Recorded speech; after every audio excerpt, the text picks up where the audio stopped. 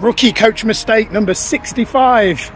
Most rookie amateur unsuccessful coaches are selling coaching when they should be selling emotion. The great Tony Robbins says this. He says emotion is created by motion, and what that ultimately means is that anything that you ever wanted, anything that you've ever bought before, you don't buy it because you need it, you buy it primarily because you want it.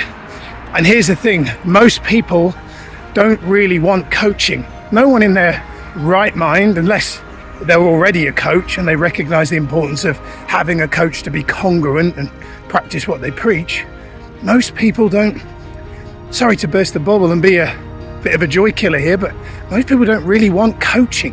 Who in their right mind would want to spend money to sit on a call and talk about stuff and pay for that? Most people are like, well, I could call my mum for that. So what you've got to really know is that the problem, the consequence of just trying to sell coaching is people don't really want it. Now, the expert coaches, the most successful coaches in the world, aren't selling coaching. What they're selling is a change of emotion. Had a call with a client last night who is currently feeling, she's at the beginning stages of her journey, and she's feeling a little bit like, oh, you know, the objection she had was, Miles, I haven't achieved any success yet in her eyes, in her life. And I said to the client, who will remain nameless, I said, you're looking at success the wrong way. I said, you're looking at success as some external thing in terms of money and success and a fancy car on the drive. I said, but that's not what makes people buy coaching. What makes people buy coaching is that you make them feel different. You make them feel a different way. And that's what expert coaches do really well. I've been finding it very easy now for probably around a decade to sell coaching. And in the beginning of selling coaching, I was living in a bedsit in Birmingham. And the reason why I found it easy to sell coaching is because although I was in a bedsit in Birmingham, I was happy. I had more good emotions than negative emotions, and people felt that when they got in a coaching call with me. And they therefore went, well, I want what he's drinking.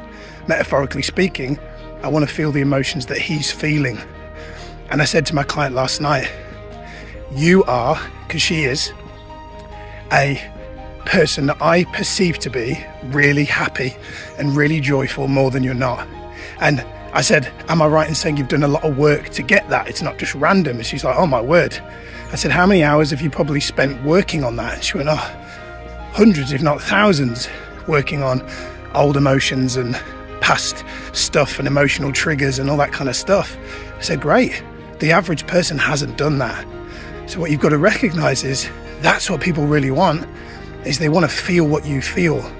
And I'm going to paraphrase Tony Robbins one more time. He says, success without fulfillment is the ultimate failure. And most people in life are succeeding, but they're not fulfilled. And in this day and age that we're in right now, kind of post-COVID-19 era, there's a lot of people out there that are back on the hamster wheel, back on the achievement trap, and they're still wondering why they're not happy. COVID kind of slowed everybody down for a while. And there was a lot of people had time to kind of search within.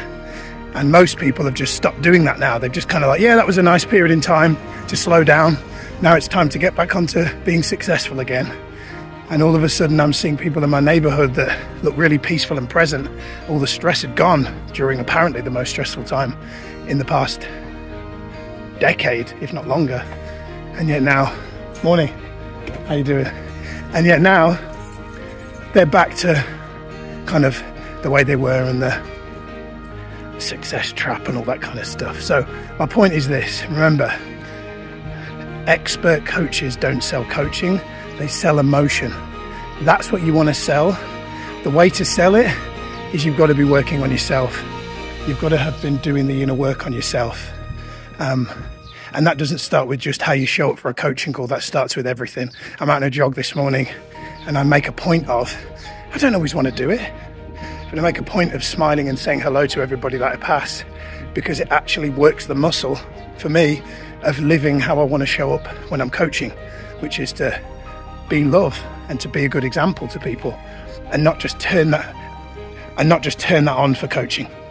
So anyway, my running timer's now talking in my ear. I hope you've enjoyed this video.